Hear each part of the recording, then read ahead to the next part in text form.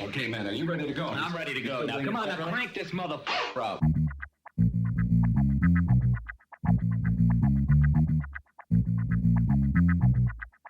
Break it down like this.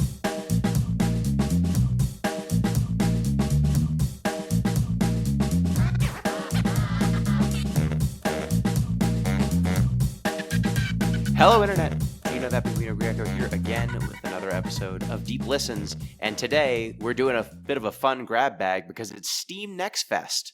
We've played many a demo, and we are here to tell you what games you should be excited for, and many games maybe you shouldn't. You know, I think we've mostly played good stuff, but we'll be covering a bunch of demos we played, what looked exciting, and, shouting out some upcoming projects. Joining me to discuss all things Steam Nextfest and the demo pile, Chris ZombiePie Redacted. How you doing, ZP? It's been a while since I've been in a podcast with you, Gino, so I decided to do something that I would not do for a normal thing. So, Oh, thank goodness. okay, I'm doing a food review. Yeah! And you can introduce the other person. You can do the other person in the podcast because this is themed with the two of you. Okay. We are also joined in the video game bin, the demo bin, by Braden, ArbitraryWater Redacted, the other Redacted brother. How you doing, Braden? Death is inevitable. As All right. are Chris ZombiePie Redacted, eating food like a weird child. All right, so this food review. Something happened recently. We don't need to do a Discord report for this podcast, but something happened this week. Ah, fuck! I cut my finger. The Discord report. Boop-a-doop-a-doo. Shit. In the Discord Okay, so today, I can work through this. Chris cut his finger. God, it hurts. Okay, so when we talked about me going to an Oktoberfest that was very bad. Yep, on the Discord. Your vegan Oktoberfest, yes. So if you were to join the Discord by supporting the Patreon at patreon.com/deeplistens, you can also be aware of when ZP is day drunk at a function because he starts posting about it, usually in the food channel. ZP, go on. Okay, so I found out that, I like to have fun when I go to these things, even when the food is bullshit. But apparently I found out that the best thing at this thing was the beer, which was 805 and Blue Moon, which I partook in. And then I found out that I'm currently, I actually am bleeding pretty bad. I was with Gino and Braden, do not partake in the libations. So I decided to buy something I saw on the stores that I'm pretty sure that this will hurt me deeply. And if Jeff is listening to this podcast, will cause him to cry. I bought a Corona, non-alcoholic. Okay. Okay. So this is the Corona non-alcoholic version. This has less than 0.5 alcohol because even a non-alcoholic beer has some form of fermentation and alcohol present in the liquid. To make this absolutely the worst thing fucking possible, I have left this in my apartment and it is room temperature. Oh yeah, room temperature Corona, what everyone enjoys. This will really tell you whether non-alcoholic beer is room good. room temperature Corona, and also room temperature non-alcoholic Corona. Okay. So let's drink this. Go ahead. While you're sipping, Braden, what do you think he cut his finger on? Want to take bets? The bottle cap. You think the bottle cap? Yep. Okay. Yeah, that's what I was going to... Yeah. For a second there, I thought he was going to put a lime in it and maybe cut his hand cutting the lime, but yeah. No. I was using the bottle twister opener on my my keys, which is why before we hit record, I was trying to find my keys. This tastes like piss water. Oh, a word? I can't believe it tastes like Corona. This is piss water. Have you tried Corona before? But really, though, I haven't. You haven't. I have. It's not a very flavorful beer to start. No, and this just tastes like the smell and the taste of Corona. Yeah. Oh, with really? With no alcohol. Okay, so it is Yeah, as advertised. This bottle is covered. Yeah, I'm gonna give this a 2. Like, if I'm gonna drink some Corona, I want at least some tipsy, fuzzy feelings. Okay. Follow-up question: how covered in blood is that bottle? It's pretty covered in blood, actually. Okay. Do you need to? I'm actually bleeding pretty bad. Do you need to go I'll get a bandages? Band-Aid. Okay. Okay. You go get a bandage while I do the plugs. Just let us know when you're back from bleeding. Yeah, I will say, as someone who has had non-alcoholic beer, if you're having a non-alcoholic, very normal beer like a Heineken or a Corona or something, that's not what you want because those don't have much flavor to begin with. The non-alcoholic IPAs are fine because hops is a flavor. The other ones are bread water. I just assume non-alcoholic beer is for like European youths I mean, I've had it. to drink, and then when they get to the hard stuff, they're already used to the taste. When they turn 15 and are allowed to drink legally. I enjoy a non-alcoholic IPA if I am at a social event where people are drinking, because then people don't say, why aren't you drinking? And it's like, okay, well, I've got this thing that looks like a beer. Want to know a couple of fun facts about non-alcoholic beers, Braden? ZP is Tell me the fun facts. They have to put calorie ratings on non-alcoholic beers because, unlike alcohol, it's treated like a foodstuff. So you actually do know the calorie count on a non-alcoholic beer, whereas alcoholic beverages do not have to put any sort of nutritional facts on it, which is very funny to me. And also non-alcoholic wines, non-alcoholic beers, because there's no burn of alcohol, that is a flavor, right? That is a flavor sensation. Mm-hmm. So if whatever it is not especially flavorful, wine or beer, you are definitely losing some of the experience of drinking a beer, which is why I think IPAs are fine, because they are a very harsh flavor to begin with. All right, the plugs. Reminder, you can get in touch with the show at Deep Listens Pod on Twitter, deeplistens.libsyn.com. We have our comment sections, and deeplistenspodcast@gmail.com. And you can support the show on patreon.com/deeplistens, which would get you access to our Discord. And you too can know when ZP is hurting himself with food for everyone's amusement. We are two patrons. We're very close. 2 patrons away from having to play Mass Effect Andromeda. That is 2 regular or 1 OG Soncast tier. Or if you're already a patron and want to just upgrade to the OG Soncast tier, that will count as an additional patron for the purposes of us playing bad games. So we are perilously close. What's the next OG Soncast for people who don't know, Braden? We're doing Berserk 97. Excellent. All right, so without further ado, let us discuss what's going on in Steam Nextfest. So I've got a list here of the different genres that we covered. I feel like we should start, because it is the spooky season, with horror. Yes. Braden. Could we actually explain what Nextfest is, Oh, yeah. just in case Go there's for it, anyone ZP. here that doesn't? Okay, so Steam Nextfest is a large, I think now seasonal formatted event in which Steam silos a portion of its front page, or at least a portion of a tab, in which it better communicates demos and the availability of those demos. Whether those demos are permanent or temporary, well, that depends on the developer these days. Where you can play a sample of demos, check out streams of those developers, as well as major influencers playing those demos, and you can use this as an opportunity to check out indie projects, bigger projects, sometimes even AAA games. And in theory, what Steam is hoping for you to do during this time is that you are personalizing your discovery queue with recommendations while the event is up, and you're being exposed to games that maybe you did not know about previously. The event has kind of morphed and changed over time. There was a brief period of time which I wrote multiple essays about, in which the demos would just disappear by default, like they just would not be available once Nextfest ended. That now is on the developers' end if they wish to continue to make these demos available.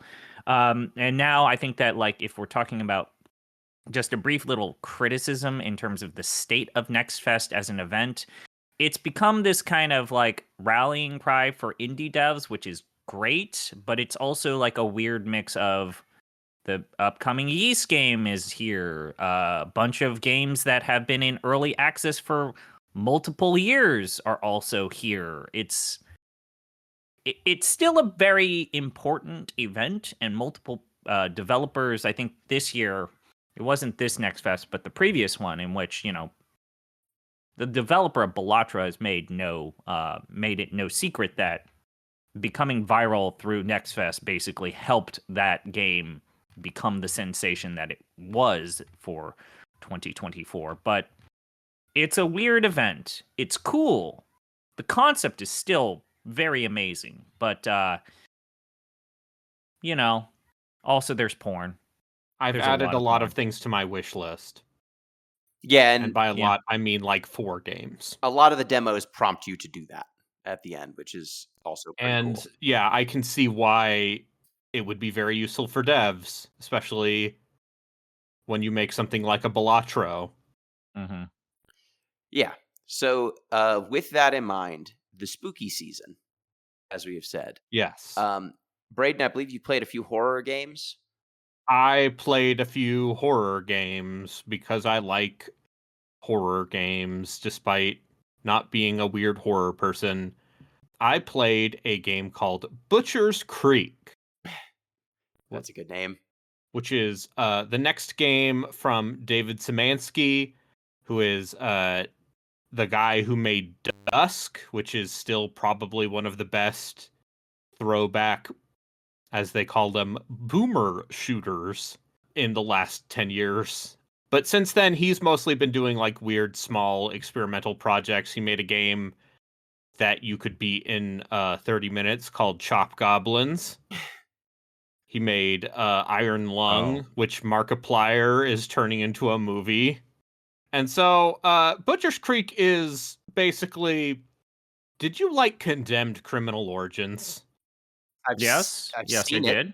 I've seen Condemned. Do you like bludgeoning, menacing figures who mumble cuss at you with a lead pipe? Just like, oh, motherfucker. Yeah, sure. Are they let's say, of the era depictions of homeless people with mental health issues? No, they're not homeless people who have been possessed by the internet or whatever the fuck that game story is about. Not the internet. It's Mayan. Oh, of course, Mayan. Yeah. No, not Mayan. It's cult. It turns out that cult. Condemned Anyway, is so there's it is a game where you use as an example of the kind of tone it's going for. Your save currency, your ink ribbon equivalent, are VHS tapes of snuff films. Ah, I see. And so you have to use those to save at TVs. And in order to heal yourself, there are not med kits. You just take pictures of blood. What? So yeah, so you're in this like grimy wooded industrial rundown place in the woods. And there are people wearing leather hoods that you need to whack with a lead pipe. There's, parrying and a kick, a Dark Messiah-esque kick. When you say you take pictures of blood, so do you just have limited film? No, you pull out a Polaroid. Yeah. When you see like scenes of gore in the environment, because this is all low poly. Okay. It's yeah. It's and it's also all very heavy film grain, very grimy. You pull out a Polaroid and you snap a photo, and that recovers your health. You have limited, and that's film? How you heal yourself. You have like limited film or something. No, is there just not that much gore in the environment? I guess you're not just creating the gore by hitting these people. If you create the gore, you can also take pictures of that. And it also heals and get some health back. Not that much, but okay. It's the kind of game. It's the first 30 minutes of the game, seemingly. Okay. Well, that's interesting. How's the combat? So like Condemned, it's very slow and very heavy, intentionally. Okay. So it takes a bit to wind up. and it takes a bit to block. So the intention is for you to not mash your way through. I see. So would you? So it Uh, ain't no Soul Calibur. No, Did this make your wish list? it did, Okay. because I think it's funny. Excellent.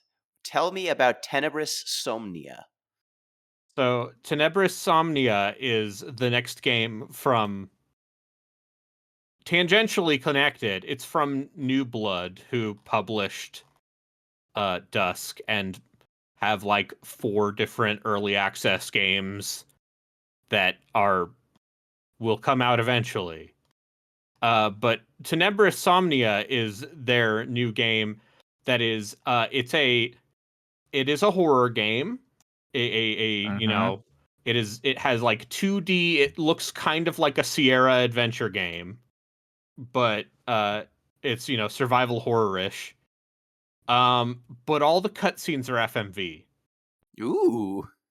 with real actors. Yes. Yeah. Tell me more. You should watch the trailer because it will do because it looks like a Sierra adventure game.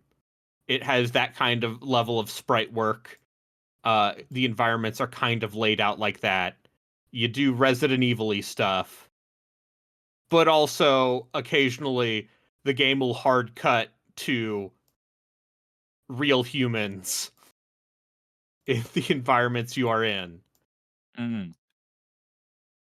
Okay. dealing with horror stuff. Okay, that sounds very cool. How? So, in terms of the acting, what are we dealing with here? Are we dealing with?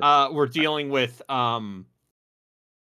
it's not going for intentional camp. Okay. Like it's not So leaning like, into it, are but it's we? Are definitely we? like silly. Wait. When you say it's silly, is it kind of like more like a contradiction? Like, No. okay, so it's not that on the nose. No, it's not that on the nose, but also it's Effort. self-aware of what they're making. Okay. So it's not super serious, like say anything by Sam Barlow, but it's not like No. outright It's like I'm not. hamming it up. I'm the contradiction guy, Tim Fallon style either. Yeah. Okay. Sometimes you got to be careful about those games because striking the middle ground is like, as a wise man once said, on one side you've got classical music, and then the other side you've got rock and roll, but in the middle you've got baby banging on piano. So don't mix the Yeah. two. So we will see how it wraps up, how it works out. Mm-hmm. I would like it to be Not bad. not bad. So, did it I make think your we all wish want list? our games that we played not bad. Yeah.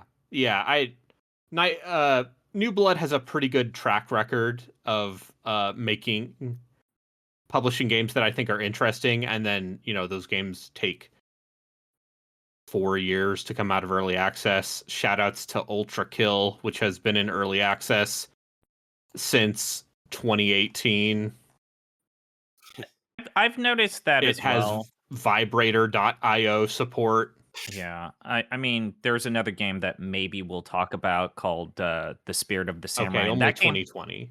that but- game has Spirit of Samurai has been on early access since what 2022. Like, Maybe. yeah. I mean, the Steam page said 2022, and I remember when that game was like first revealed. But yeah, that's cool. Okay. Yes. Horror. So that's our horror Spooks. zone. Why don't we turn our attention? I've Oh, got you've got some. some? Okay, go ahead, ZP. Yeah. So the first one is Kletka, which is been widely compared to be the Lethal Company game. It looks like it, but it is much more focused on being a cooperative experience rather than a 4-player free-for-all. Long story short, you are operating an elevator to see how you and your companion can, how deep you can go, how many floors you can go down. Obviously, when you and your companion die, it is a hard reset and you got to try all over again. It's cool. You also playing that game by yourself, similar to Lethal Company, is atrocious. Don't do it. Absolutely not worth it if you can't like network with people. I would say in terms of like the spectrum of these indie cooperative survival roguelike games, this is more towards the what was that game called that was not Lethal Company, Braden, that we played for a hot minute where you're like recording content things? warning. Content warning. This is more towards the content warning, even though stylistically it looks a lot more like Lethal Company. It's pretty cool. So it's a salvage 'em up. It's a salvage 'em up, and but it's more like the premise is like Iron Lung, because like the whole point is that you and your partner in this game are convicted convicts, and it's basically like similar to a lot of CRPGs of yesteryear. If you want to live, you got to get through the evil dungeon that's full of spooky shit. So how silly is this as opposed to scary? No, not silly at all. I mean, not, it is. So it's not going for the clown game energy. No, it's not clown game energy. There are some genuine like scary fucking moments in this game. Like when you get ensnared in a bear trap, or it's really like, help me, help me, help me. And it does have like press your luck things where it's like, okay, we clearly need to split the party up, and I'm going to lose radio contact with you if we do this, but we got to do this. Because we just don't have enough time to not split the party up. And so it has like that tension. And now that it's mandating that you only work in groups of 2, that tension is more common and it's a little bit more tight in terms of the whole part of that I think like eventually with Lethal Company, you just get into a nice groove. Yeah. I know that they've done multiple updates to that game, but the spooks in Lethal Company become like almost secondary to like, okay, let's just get as much shit and put it on this spaceship, which is cool. That game's great. The second horror-ish game that I played is This Game Trying to Kill Me, which is from Stately Snail, a pretty small team developer. This is Nextfest's Inscription. This is the 2024 version of Inscription. Stately Snail has not done a ton. I think, actually, no, I take that back. They are the developer of a game called Don't Touch This Button, and what was the other one they did? Access Denied was another one, and then the One More Dungeon franchise. They made an Inscription wannabe, but it's not a cartery. It's more of the Pony Island type of these, where you are interacting with computer terminals, and it's like 80s style graphics whenever you interact with these computer terminals, and it is very much breaking the fourth wall and referencing the video game aspects of this.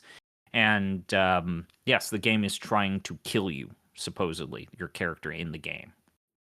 And it has like similar to Inscription, there are first-person perspective escape room mechanics, as well as whenever you are interacting with these computer terminals, when the omniscient, malevolent force is telling you to do the video game stuff, it's a retro dungeon crawler. Mm-hmm.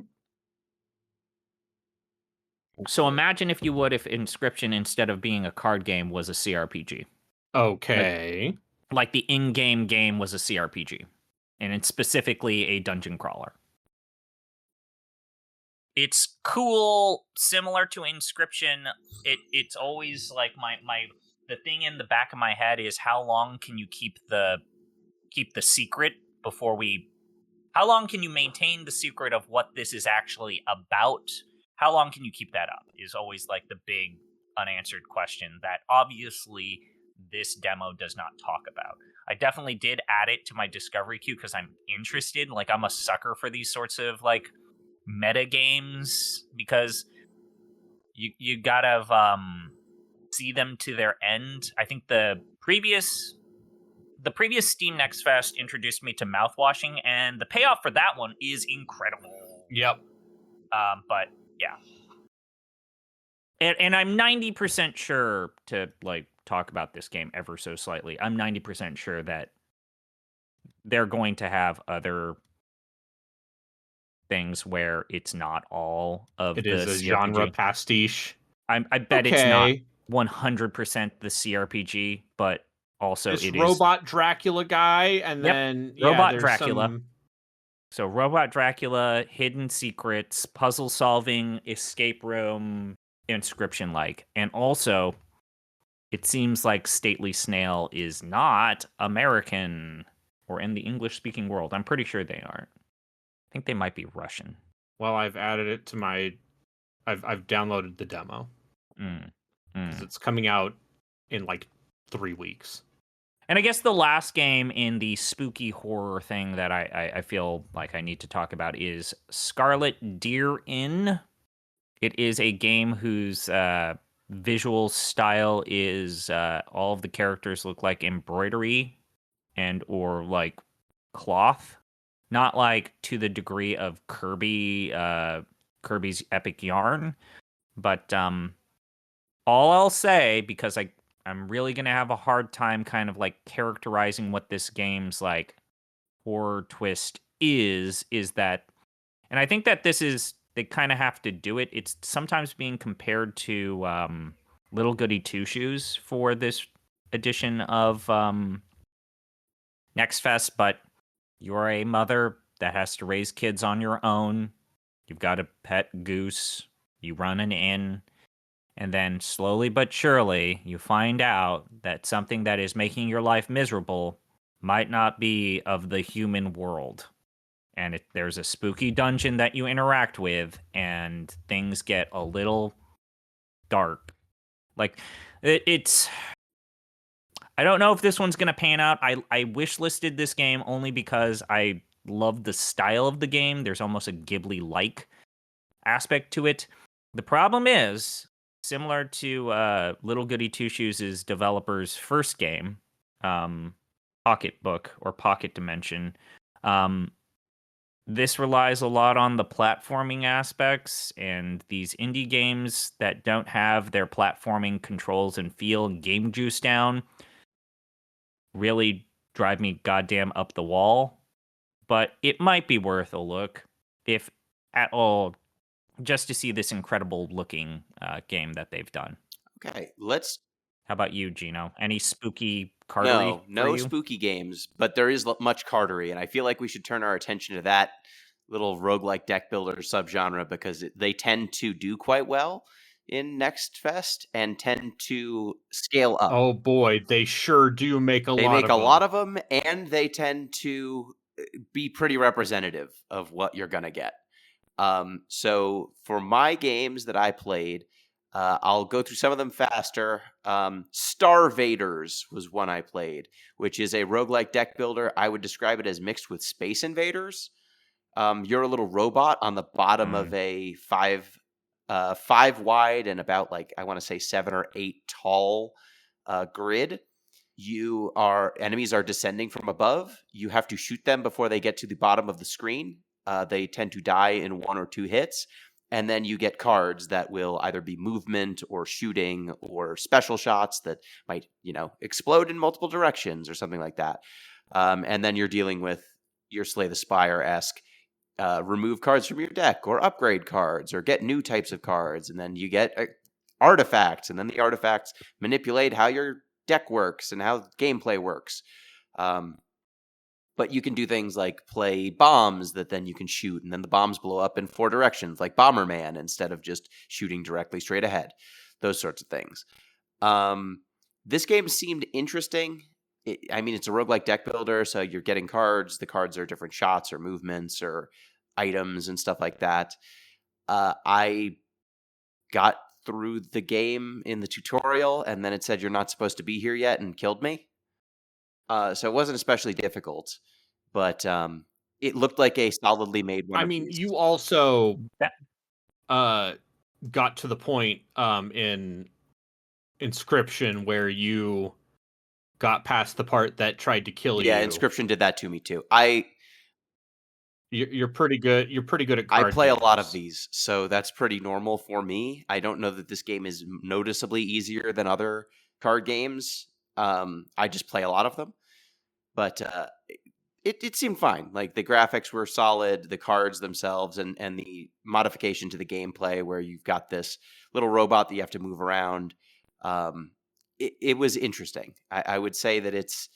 I would look at it. I will say as like an addendum, like a lot of these developers use this as an event to try and figure out like something that a lot of indie developers have said. Yeah, this is affordable beta testing for me because I don't know how to balance this. Mhm. So you guys are my go-to resource right now. So I have no problem with the game not having its complete balance figured 100%. out, but you just hopefully will get their event there eventually. 100%. So I would say StarVaders, because I have so many roguelike deck builders already in the queue, I did not give this a wish list, but it was good. It was a solid game. I think it's got promise. A roguelike deck builder that I think I will play a lot of when it comes out, Ballionare is its name. ZP, have you played Luck Be a Landlord? No, not at Okay. all. Even though I have. don't like. Braden, you've played Luck Be a It Landlord. probably would be something that I like. That's right.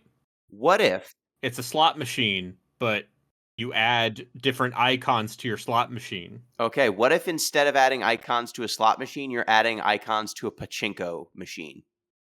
So you're dropping a ball from the top of it. It's shaped like a pyramid because it's got a Illuminati aesthetic to it going on. So there's an eye at the top of the pyramid. The eye drops out of the pyramid, and then it drops down a pachinko board of pegs. And you can put icons into the gaps between the pegs. And those icons, they'll do different things depending on how you hit them, where you hit them, what you have when you hit them. So like, for example, there's a tree, which if you hit the tree from below, it gives you $200.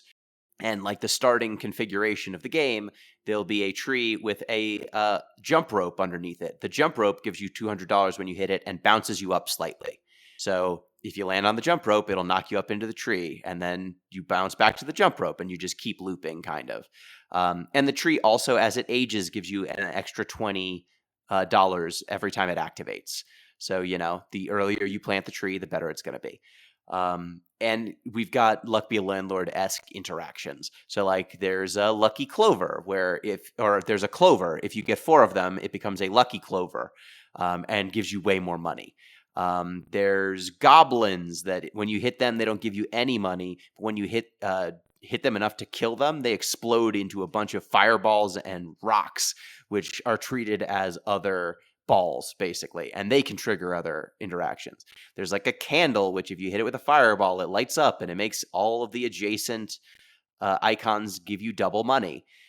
There's a windmill that just passively gives you money and gives you more money every time you hit it. So like comboing together all of these different specialized pieces is super important. There's teleporters that you can put in that'll teleport you up to a higher part in the pachinko board. There's like a mushroom that'll bounce you higher. So it's a matter of like balancing these synergies and also balancing different icons that can keep your ball on the board for as long as possible. And then because it's a deck builder, they've got an artifact sort of system as well. So, they'll modify how the game plays. Like there's ones that give you a free roll if your ball had certain things about it, or, give you money whenever you spawn new balls. And similar to Luck Be a Landlord, you're having to hit a certain dollar amount in before you basically have 5 plays of the pachinko machine. So if you don't accrue a certain amount of money, it's game over. But it was fun. It seems like it's going to be a very good one of these. Like I think that the investment in Luck Be a Landlord, that was a fun game to play for like 10 or 15 minutes, and it just filled that role really well. I think Ballionare is going to be very similar. It's well made. It's well made. It's fun. It looks cool. Similar level of brain off. Yes. Deck 100%. You are building. It's not like Peglin where there's this active element to it. You're just placing the icons and hitting go, and then you're watching numbers fly off of everything because combos are happening. And it also has Peglin. and it also has like a element to it where you're just you might hit the button and then it's a good 30, 40 seconds before you're allowed to hit the button again because so many things are just popping off. But there is definitely that dopamine hit when you hit a trigger or something that spawns like 5 or 10 different balls. Like there was one run where I killed a goblin, which created a bunch of fireballs, which a fireball hit a firecracker, which launched to the top of the screen and exploded, raining fireballs down onto the board. And just chaos was happening constantly. Teleportation, all sorts of nonsense. So Ballionare, check it out. That one did get a wish list for me. I also played Toads of the Bayou, Uh-huh. which is a roguelike deck builder mixed with kind of like a grid tactics thing. Kind of think like Fights in Tight Spaces, except everyone's frogs, but except with your frogs, toads. and it's Okay. pixel graphics. I mean, that is pretty cool. It is, and Fights in Tight Spaces, you say? What if I told you I played a game called Knights in Tight Spaces? and we will go immediately to that after Toads in Tight Spaces. Toads of the Bayou, pretty good, pretty solid. Yeah. It was fun. It seems like it's got a lot more to flesh out with its eventual release version. But I enjoyed it. I mean, if you liked Fights in Tight Spaces, this seems maybe like a little bit easier than Fights in Tight Spaces. But similar concept, like you are running up to enemies, knocking them around, knocking them into things to do extra damage or stun them, that sort of thing. Tell me about Knights in Tight Spaces, Braden. So, Knights in Tight Spaces is the follow-up to Fights in Tight Spaces. But instead of being a secret agent man who does karate, you're a rogue or a cleric. Those are the two classes in the demo. You can't be a knight in Knights in Tight Spaces? Not in the demo. Not in the demo. The two classes available in the demo are rogue and cleric. But there is a fighter class, yes. I don't know if you've talked about Fights in Tight Spaces, but it's a like very small scale turn-based tactics thing where, you're a guy dealing with a bunch of guys in a tight space, and your move list is your deck. But what if I told you, in this game, you can build up a party? Ooh. With multiple decks. What?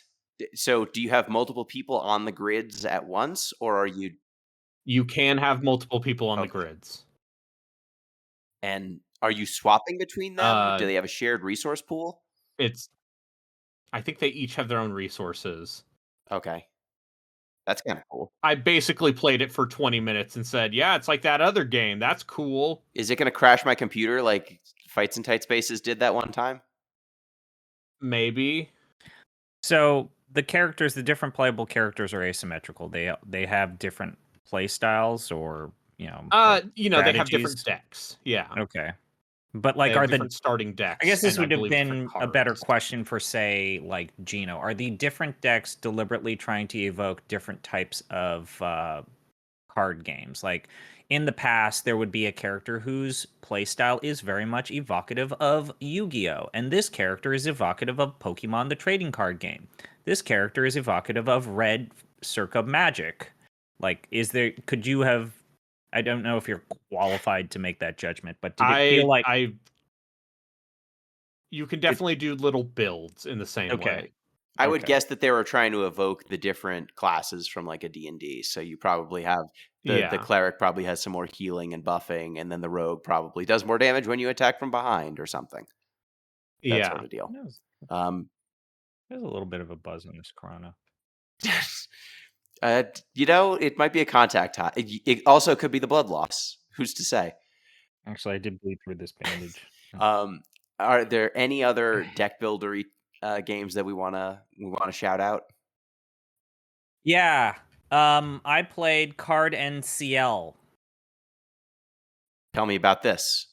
Card and Ciel is a crossover roguelike card battling RPG starring characters by Inti Creates and characters from a crossover event from Luminous with Luminous. So it's got the Azure Striker and Gunvolt series people and characters with the Luminous Avenger IX series. And Gino, this game is a very shameless, though very anime-esque, rip permutation of Battle Network. Like, this game might actually... Okay. This is Battle Network. This is Mega Man Battle Network.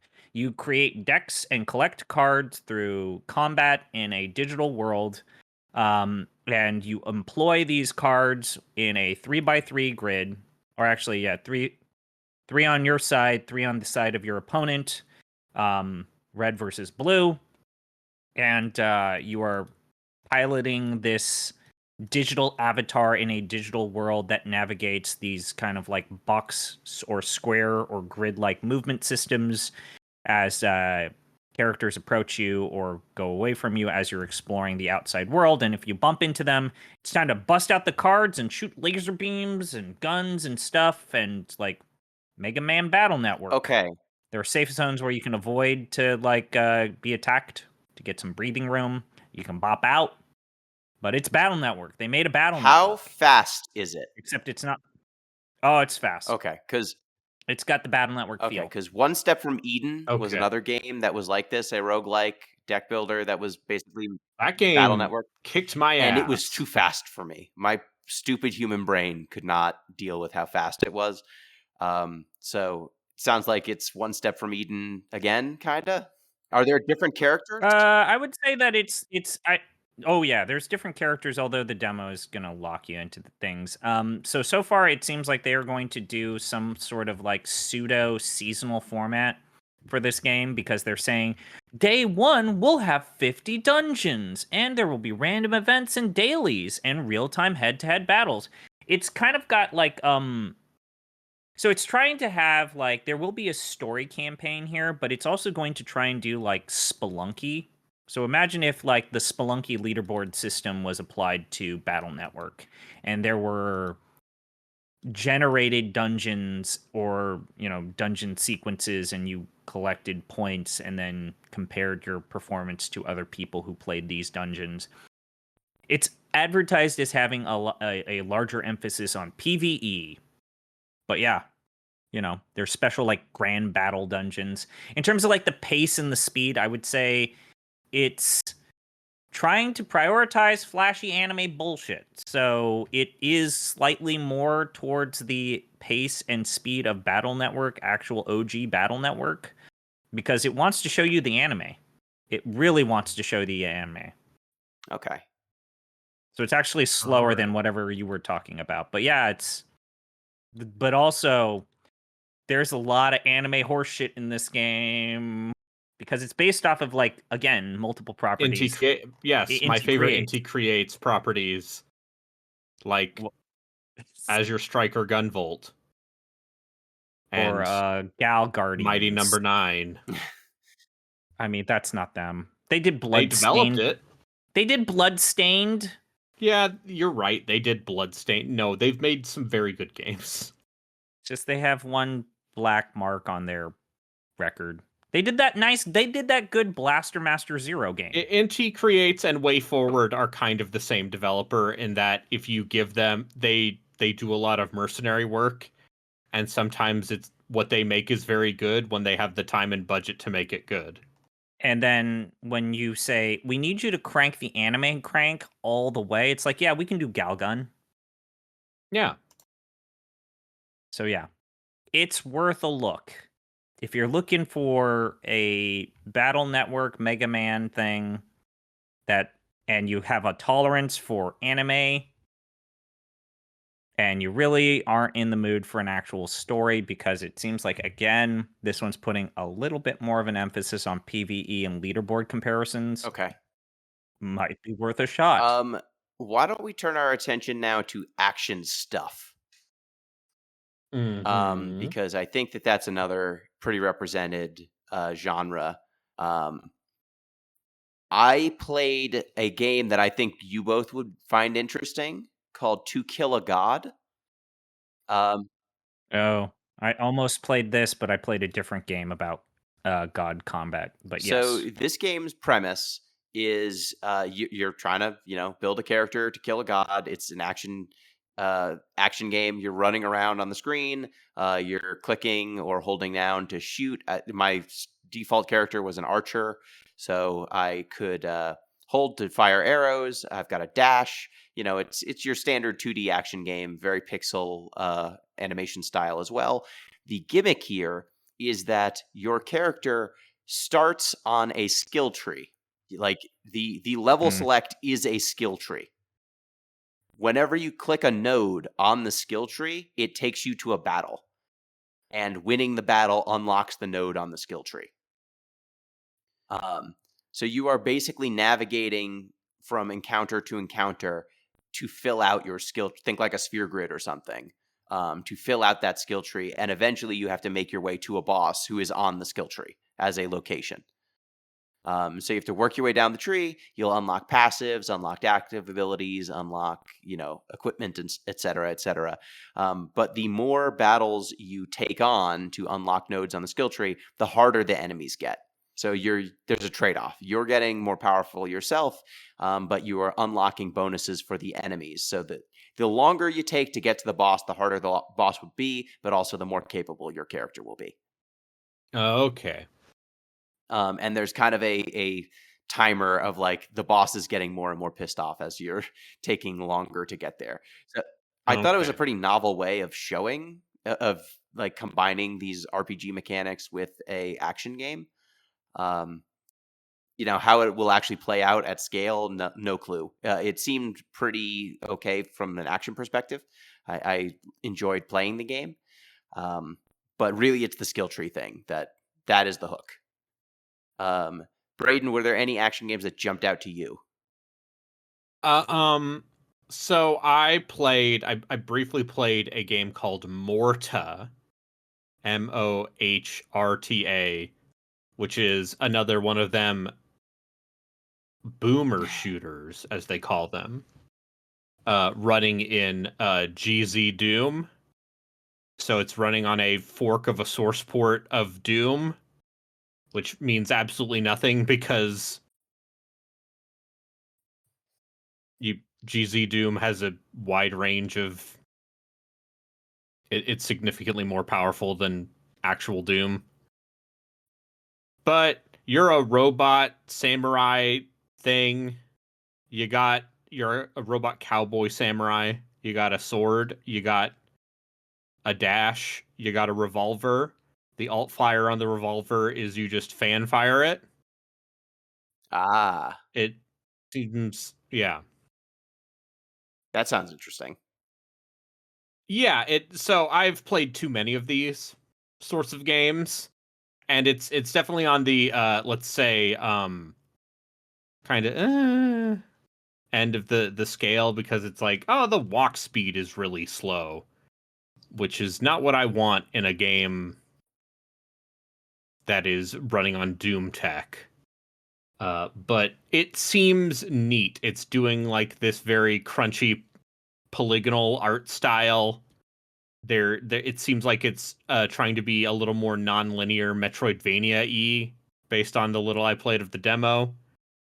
So it's, I guess, a little closer to something like for all the people in this chat who remember Vomitorium and Head On, it seems like it's going to be closer to that, where it's going to be try a little more action adventure-y. But yeah, that's the shooty shoot I played and went, it's fine. I'll get this one. It's $5. Okay, ZP, did you play any action games that jump out? Well, I was surprised because I heard that the topic was going to action. I know that Braden played this game, and I'm surprised that he didn't bring up the Spirit of the Samurai. Oh, I was about to. Yeah. Oh, yeah. This So, game's kind of rad, but it's hey, Gino, also, remember Trek to Yomi when you played Trek to Yomi on the main I do pod? remember that. and you didn't like it. Yes. What if that, but instead of black and white samurai, it was Ray Harryhausen-esque stop motion samurai? Stop motion. Some parts of this game are like claymation-esque or claymation adjacent. It looks amazing. It's a very good game. A You can also side-scrolling fight 'em up. you can tell that they're also trying to like depict the whole, hey, our characters are trying to be evocative of the Harryhausen stop motion. So I'm not going to say it's stiff, but there is It's weirdly smooth, honestly. it's weirdly smooth when you're It seems expecting closer it to be. like it's not like the Harryhausen stuff where it's like incredibly stuttery. It's more like a Leica film. Your There's Coralines almost and like your a Kubos. Muramasa feel to it in terms of like this 2D action roleplay stuff. Side Muramasa, scroll, the beat Demon people Blade, up. that is. But yeah, it's got almost like a Vanillaware quality to it in terms of their action role-playing games. I can see And that. Yeah. it's beautiful. Like, I had some misgivings about it feels like this game is still a work in progress, but It's coming out in December, so um it it's beautiful. It's gorgeous. I'm looking forward to it. I yeah. hope that, I some hope of that those mechanically it's better than Trek to Yomi, because presentationally it's doing way more for me. Okay. Yeah, it's been in not necessarily early hasn't- access, but it's been in development for a while Yeah, now. they've been showing it for a while. I remember seeing it before, but yeah, it'll be out in December. It seems cool. I'm excited. When you give me stop motion, I go, "Oh." As you should. It's one of those it's one of those trigger aesthetics, like when you're clearly doing rotoscoping. Yeah. Like, give me weird anachronistic visual styles. Okay, so we should take a look Yeah, at it. it's a cool game. I am excited about it, but we'll see. We'll see how it holds up as a full game. I don't know. Yeah, that's my only Like, worry will the is combat hold up over the course of, let's say, a 5-hour game? I think that if it's a 5-hour game, that's the perfect length for one of these. It's also a matter of like, oh god, like how do you, if everything is a linear, not necessarily corridor based, but like a point A to point B format in terms of the level design, side-scrolling. I don't know how long that maintains itself, only because is this going to be like boss battle focused, kind of like a Fury in a lot of ways, or is it going to be you're just kind of like not It necessarily seems level-based. Yeah. a walking it- simulator? No, there's It's kinda like that. even in that demo, you go like up and down. You Yeah, explore environments. I'm curious to see how long this is in the full. Just a question. And Does this game, 'cause- how intense is the combat? Because one of the problems with Trek to Yomi was that the combat ostensibly had depth, but when you actually, played it for a little while, it was clear that the correct answer was parry, do your, 2-hit, 3-hit combo, and that got you through like the whole game. Is there depth to the combat, or is it just it looks really cool? But is there parrying? Are there combos? Are there multiple ways to attack? There is parrying. There's rolling. There are enemies who will block your stuff, and enemies who will shoot arrows at you that you have to parry or dodge through. Okay. it also seems like there's ways in which you need to take cues from whoever You you're can. fighting. Oh, here's the other cool thing: is in a very God Hand-esque way, you are cobbling together your combos from different sets of Okay. moves. Mhm. So you create your 3-hit combos based on what direction. So there's almost like a you're- fighting game aspect to it. Yeah. But you're creating your own custom combos. Ooh, custom combos. It's cool. It's a interesting game. So I wonder like how much of the game's ability to maintain its your interest will be purely gameplay based, versus like level design based. It seems like they're gonna hitch a lot on that, combo system for that purpose, but it's cool. Okay. Why don't we turn our attention to a genre that you both know very well, the CRPG. Are there any CRPGs Yep. you think stood out? We played There's one. that really a lot of people are talking about, both positively and negatively. But yeah, let's talk about New Arc Line. A very So weird, let's say, name for this game, considering that it really gives you no hints in terms of what you're signing up for. I think the CRPG is not a genre that benefits from a 30-minute demo. Mm-hmm. And I felt this. So New Arc Line is it's made by a small team. It's an isometric party-based CRPG. Isometric party-based computer role-playing game. The combat seems, let's say, Divinity-esque in the way it deals with action points and movement, but also there's barely any combat in it. Which is again like this might not be a genre for Steam Nextfest because there's almost no combat in this demo. Unless the demo was 4 hours long. Yeah. Unless Apparently you're literally that East 10 demo is like 8 hours. good for them, but also like why would you even throw your lot in this? So it is trying to be a spiritual successor to Arcanum. A game that we explicitly talked about in the magic and technology are Not at again. odds with each other. Which side shall you pick? Yeah. Your character build is a reflection of which side you have picked in this conflict.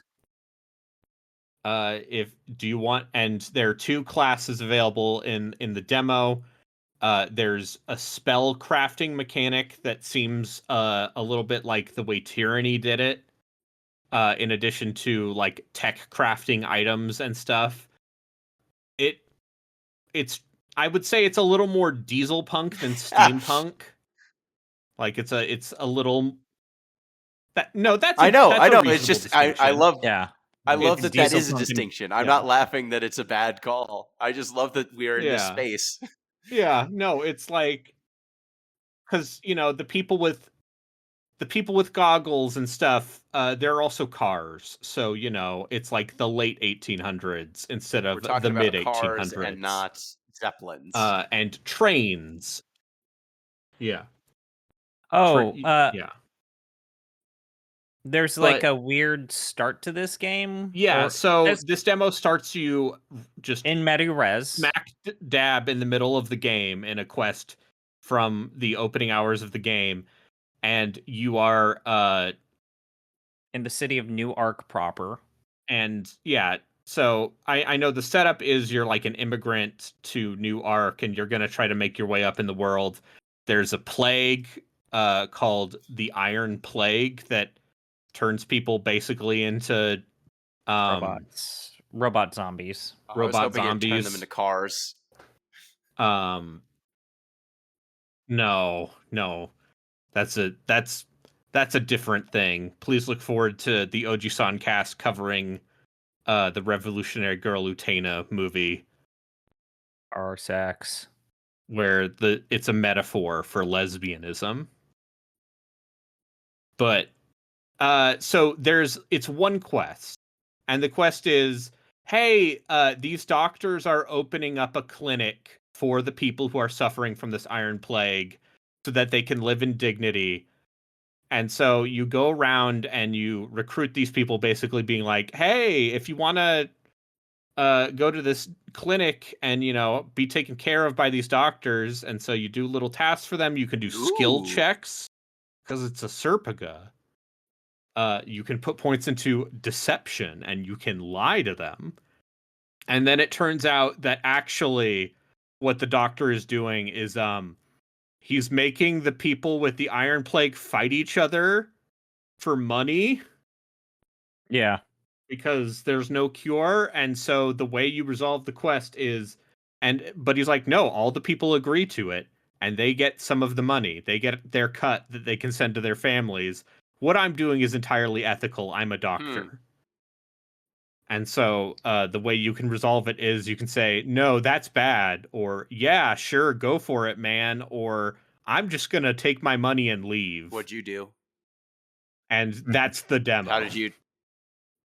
And I feel like I'm going to play something like this regardless because I am constantly scrounging through the dark corners of this genre to find the weird, small, scrappy stuff, and sometimes that turns out well, and sometimes that turns you get a black geyser or something, which is just, oh buddy, you are trying too hard to punch above your weight. Bless your heart. And I don't know if this will be one or the other. Yeah, I think It's that got where a this, neat aesthetic. It was not very well optimized for my computer. this game has display issues. It seems like it's a technical mess right now. It's got a lot of potential. I guess, Braden, The I game hate was to say slated for this year. Now it is slated for coming soon. it makes sense that a game that is inspired or trying to be the spiritual successor to Arcanum is a little bit hot. Yeah. I think where this game actually, I'm not going to say lost me. I just think that it failed to grab me. Is I think that the prose is fine. The writing is very The character archetypes that you interact with in this weirdly short vertical slice were not all great. Like it felt very workmanlike. the big beefcake dude. Yeah, that your joins party. your giant beef friend. Just giant shirtless man meat thing. Yeah. There's absolutely no personality to him. I mean, I Yeah. guess that there might be something to him later, but it is a little weird that your Starting party companion- member is a giant who has big ol' diesel fists. Yeah, but also there's just no meat to there. It's Yeah, just but nothing. who knows? I think it's very weird that they don't have you sounds like he's all interact meat. with him. None. No character-based interactions. Yeah. And that was weird. So the writing kind of is incredibly reliant on your interactions with the quest givers and the recipients for your packages and stuff, which isn't terrible, but We'll it wasn't see. great. I find it very confusing why they made that demo the way it is. It doesn't feel like it can solicit feedback because there are like one or two combat encounters. So it was confusing. Yes. It was maybe the most confusing demo I played. Yeah. Scarlet Deer Inn also a bit confusing because it's like, man, I really like the art style here, but boy, this platforming sucks. But yeah, I mean, the other RPGs I played were all turn-based RPGs rather than like traditional CRPGs. I played Keep Driving, which is that seems neat. For those that don't know, this is basically like a roguelike road trip game. It's again another weird one where I feel weird about talking about it because it's it's a management RPG roguelike that is about you preparing your car and making sure that you can continue to drive this car to continue this road trip. You have to like worry about your backpacks, you have to worry about your, food and your gas and falling asleep at the wheel. And they've managed to capture the kind of sometimes overwhelming nature of going on a road trip, and in particular by yourself, in the form of a turn-based RPG. So that's kind of cool. I don't know how it has some deck buildy elements. Yeah, it's got deck building stuff. I would say that the emphasis is more on like the weird energy management type of stuff, but you can like collect cards that are like burnable actions that add to. I would say it's more of like it's more of like a board game with cards rather than like a card collection or a deck Okay. creation suite. They're Okay. all So like one-time it's an abilities item usually or that they passives. represent as a card. It's a single use thing. Okay. Yeah. You can also collect them in exploring, but there's no guarantee that the one that you picked up at this gas station at like check stop or checkpoint number 2 will be there again. You can pick up hitchhikers and like develop a party, but it's interesting. It's interesting. It's interesting. Just A so- rave okay. review. So let's turn our attention now. Is there any game that you want to call out that we have not covered? Like one game each, a closeout, standout. Okay. I played a game called Secret Agent Yes. Wizard Boy. Damn it. I'm really sorry for that one. Which is from the guy who made My Friendly Neighborhood, which was the Muppet Resident Evil game that was surprisingly good. Yes, the Yes. off-brand Sesame Street. So Secret Agent Wizard Boy is about a legally distinct, non-copyright infringing secret agent wizard boy who goes Yes. to a magical school and has to stop the dark wizard Grumblegore. Watch out for him. Or Grumblemort. Yeah.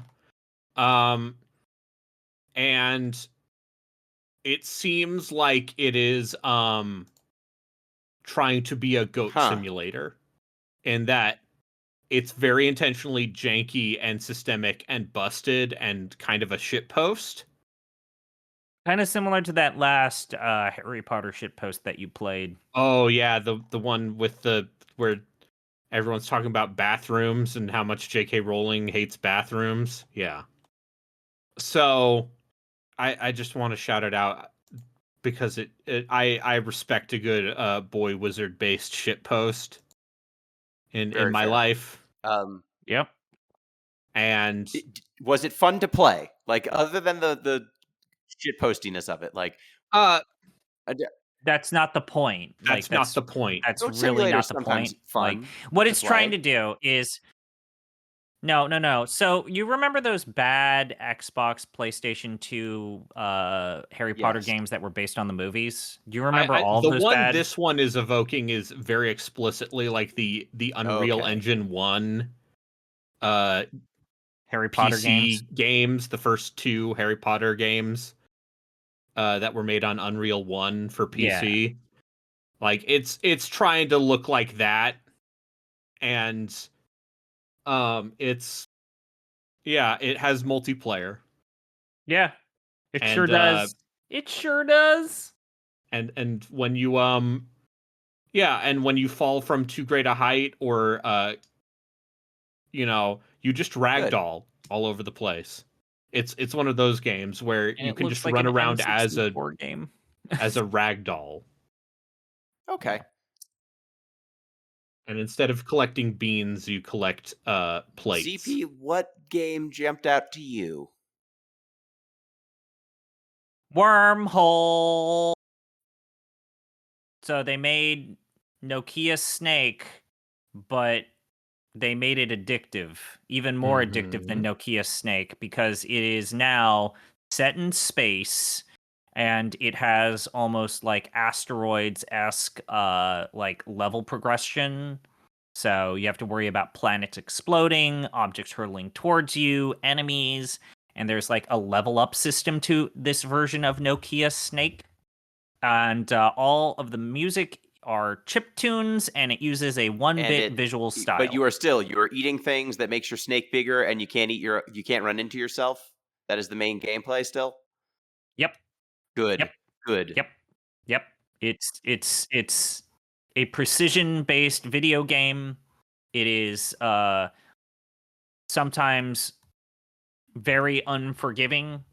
And again, I would say please be careful out there. There are apparently 2 games on Steam called Wormhole. One is a psychological precision platformer game, and the other is the game that I'm talking about, where it's like you eat shit, avoid your tail, get through space. And yeah, it's monochromatic 1-bit visual style with retro inspired visuals and music. Like, imagine what if Snake had black holes where you can teleport your body to different parts of the screen. And as you level up, as the snake gets bigger, the level gets bigger. So it's kind of like Tetris effects, but Okay, that's pretty snake. cool. But yeah, it's more than meets the eye. There's a lot to it. There's like even like weird Pac-Man objects that'll appear on the screen that give you special abilities that just clear the goddamn screen. It's just great. I'm terrible at it, but it's great. Okay. Well, that sounds like a thing I should check out. Okay, Gene. I would say mine. Gino. No, You got another card? I'll just got another shout card? out TemTem Swarm. Ooh. They made kind another of, TemTem? except this one. So it's the makers of TemTem. They take the TemTems, which is a legally distinct Pokemon sort of game. But TemTem Swarm is a Vampire Survivors instead of TemTem. So you Okay. pick The new Yeah, deck you- building roguelike. you pick a for starting indie TemTem, devs. and it's got a starting move, and you are running around killing enemies. They drop experience points. When you get a certain number of experience points, you level up, and then you can get a new ability or a modifier that makes your other abilities better. Eventually, when you level up enough, you evolve because it's still TemTem. And the enemies coming at you are TemTems. They are enemy TemTems. So you are running around, leveling up, getting progression as you keep going, which unlocks different kinds of upgrades, unlocks other starting TemTems. And it's like Vampire Survivors. You're running around, the scaling gets bigger and bigger and bigger. Waves of enemies come at certain time intervals. And there will eventually be kind of like boss TemTems that come out, and they will have special attacks and larger life bars and give you more rewards when you kill them. So if you've played Vampire Survivors, this is another one of those, but I think it's kind of interesting because it is using a different aesthetic to it. Instead of Castlevania, it's kind of like a Pokemon sort of deal. And it plays well. It does the dang thing. And it's 3D. It's not pixel graphics. So that might be meaningful to you if you care about that sort of thing. And the levels seem pretty big in terms of wandering around and where to go. But yeah, so far I've only played with the water TemTem, the water starter, which is kind of a platypus. And it's been fun. I've enjoyed what I've played of it. Any other finishing thoughts for Steam Next Fest before we call it a day? I think it's a cool thing. I agree. It's still, as I said before, kind of caught between how do we...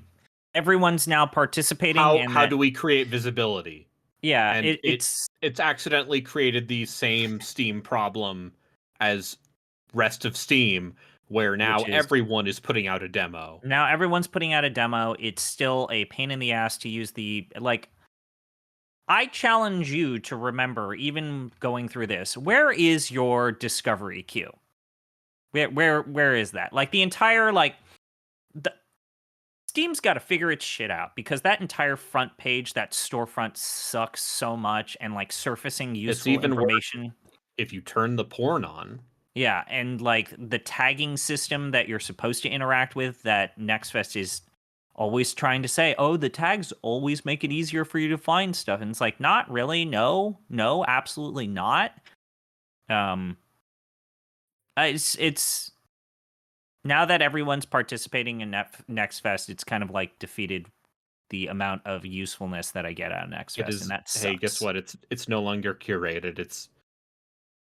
It's now just anything goes, which seems to be what Steam Nextfest, or in general Steam has done, which is yeah, anything goes. Except for some reason, a handful of beloved visual novels, because someone in Steam's appropriation process really hates anime. really hates anime, but there's like a lot of porn Yeah. on Steam. Like this might have been the one where if you don't have the turn adult content off, where there's a lot of especially VR and 3D porn in the Next Fest event this time, which is I'm not going to say a choice, but like those games definitely have been a large portion of Steam's diet over the years, but it is what it is. I also feel like it's odd to see games that were in previous Next Fests be here again With and the allowed same to be here demo.